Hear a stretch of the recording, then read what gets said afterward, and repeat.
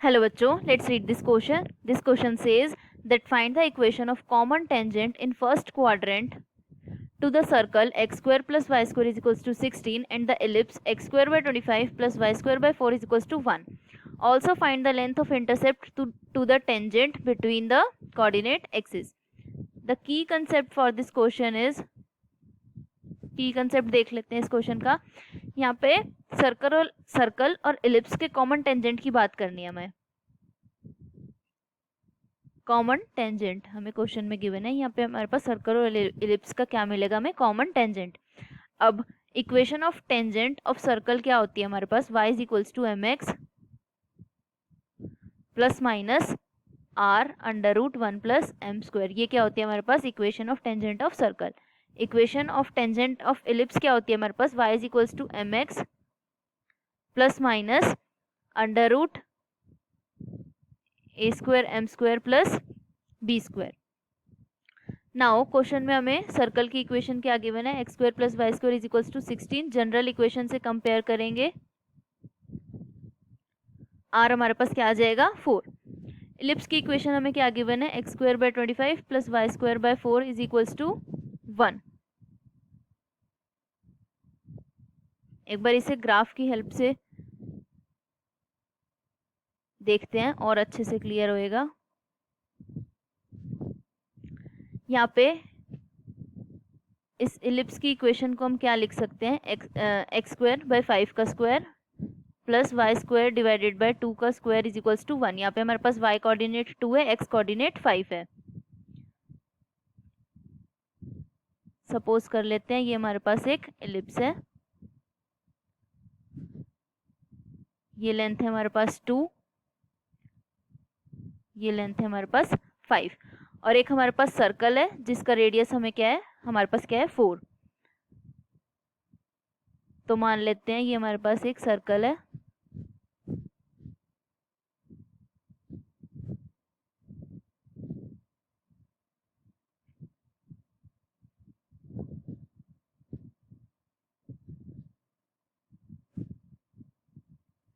ये हमारे पास एक सर्कल है और ये इलिप्स है हमारे पास. सर्कल का रेडियस क्या है हमारे पास? 4 और एक कॉमन टेंजेंट है हमारे पास. सर्कल और इलिप्स की कॉमन टेंजेंट है. ये मान लेते हैं सर्कल और इलिप्स की कॉमन टेंजेंट है. ये एक्स एक्सिस पे ए पॉइंट पे कट कर रही है और वाई एक्सिस पे बी पॉइंट पे कट कर रही है. ये है हमारे पास एक्स एक्सिस, ये हमारे पास वाई एक्सिस. अब यहाँ पे हमने की कंसेप्ट में क्या देखा था? ये है equation of tangent to circle, ये है equation of tangent to ellipse. अब हम लिख लेते हैं equation of tangent to the circle. y is equals to M x plus minus radius आ गया था हमारे पास 4. यहाँ पे हम रेडियस की वैल्यू पुट कर देंगे 4 under root 1 plus M square. अब हम लिखेंगे equation of tangent to ellipse. y is equals to M x plus minus under root A square हमारे पास क्या है? 25. बी स्क्वायर हमारे पास क्या है? 4. 25 एम स्क्वायर प्लस 4. अब हमने देखा था, इसको मान लेते हैं इक्वेशन 1, इसको मान लेते हैं इक्वेशन 2. अब हमने देखा था यहाँ पे कि हमारे पास सर्कल की और इलिप्स की कॉमन टेंजेंट थी. मतलब ये टेंजेंट और ये टेंजेंट सेम लाइन को रिप्रेजेंट कर रहे हैं. यहाँ पे एक ही टेंजेंट है हमारे पास, सर्कल की भी और इलिप्स की भी. ये दोनों मतलब कि सेम ही लाइन को रिप्रेजेंट कर रहे हैं, सेम ही लाइन की इक्वेशन है ये दोनों. अब हम कंपेयर कर देंगे इक्वेशन 1 और 2 को.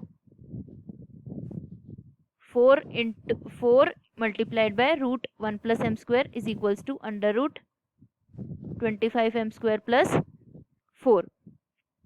स्क्वायरिंग कर देंगे both sides. 16 multiplied by 1 plus M square is equals to 25 m square plus 4.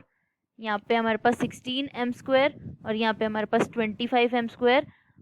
Minus करेंगे क्या बचेगा हमारे पास? 9 m square is equals to, यहाँ पे हमारे पास 16, यहाँ पे हमारे पास 4. 16 माइनस 4 12. एम स्क्वायर हमारे पास क्या आ गया? 12 by 9 which is equals to 4/3, m क्या आ गया हमारे पास प्लस माइनस 2/√3, ये हमारे पास आ गई m की वैल्यू। अब हमारे पास फर्स्ट क्वाड्रेंट में था टेंजेंट, ये टेंजेंट हमारे पास फर्स्ट क्वाड्रेंट में था और एंगल हमारे पास क्या था, ऑब्ट्यूस एंगल था। तो मतलब स्लोप हमारे पास टेंजेंट का क्या है, नेगेटिव। तो यहाँ पे हम m की नेगेटिव वैल्यू को कंसीडर करेंगे, therefore m is equals to minus 2/√3। अब इस m की वैल्यू को हम इस इक्वेशन में, टेंजेंट की इक्वेशन में पुट कर देंगे। क्या आ जाएगा हमारे पास, y is equals to minus 2/√3 multiplied by x, y is equals to minus 2/√3 multiplied by x। यहाँ पे हमारे पास प्लस और माइनस दोनों है, बट लेकिन हम सिर्फ पॉजिटिव वैल्यू को कंसीडर करेंगे क्योंकि ये हमारे पास फर्स्ट क्वाड्रेंट में था। तो y की हम सिर्फ पॉजिटिव वैल्यू को कंसीडर करेंगे यहाँ पे, plus 4 multiplied by √1 plus m², 4 multiplied by √1 plus m², m का स्क्वायर कर देंगे 4/3। क्या आ जाएगा हमारे पास, y is equals to minus 2/√3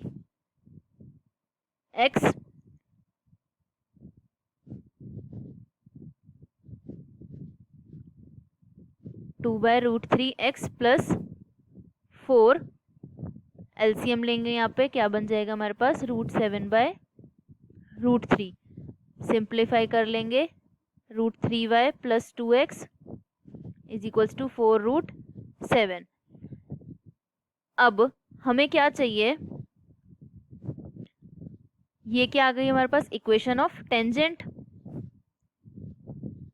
ये टेंजेंट की इक्वेशन आ गई। और हमें दूसरी चीज क्या चाहिए, also find the length of intercept of the tangent between the coordinate axis.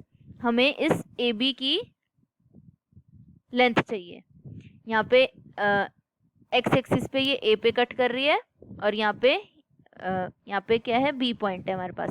हमें इस ए बी की लेंथ चाहिए।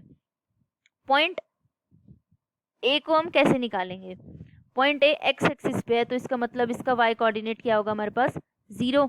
तो वाई को हम 0 पुट कर देंगे। पॉइंट ए निकालने के लिए क्या करेंगे, वाई कोऑर्डिनेट को 0 पुट कर देंगे। तो हमारे पास क्या बन जाएगा, इस इक्वेशन में y को 0 पुट कर देंगे हम, क्या बन जाएगा, 2x is equals to 4√7, x आ जाएगा हमारे पास 2√7। ए के हमारे पास क्या कोऑर्डिनेट आ गए, 2√7,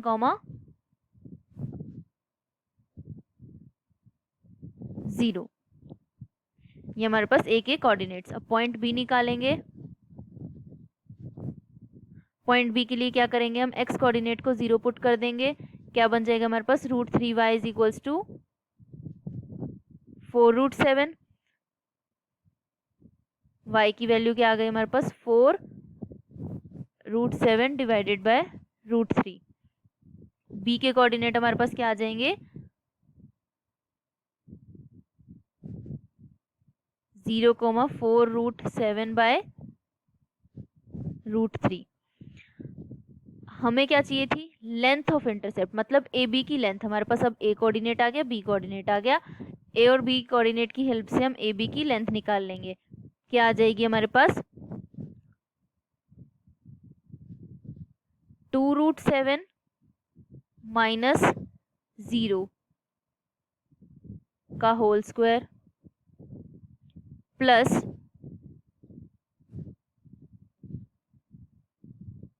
0 माइनस 4√7 डिवाइडेड बाय √3,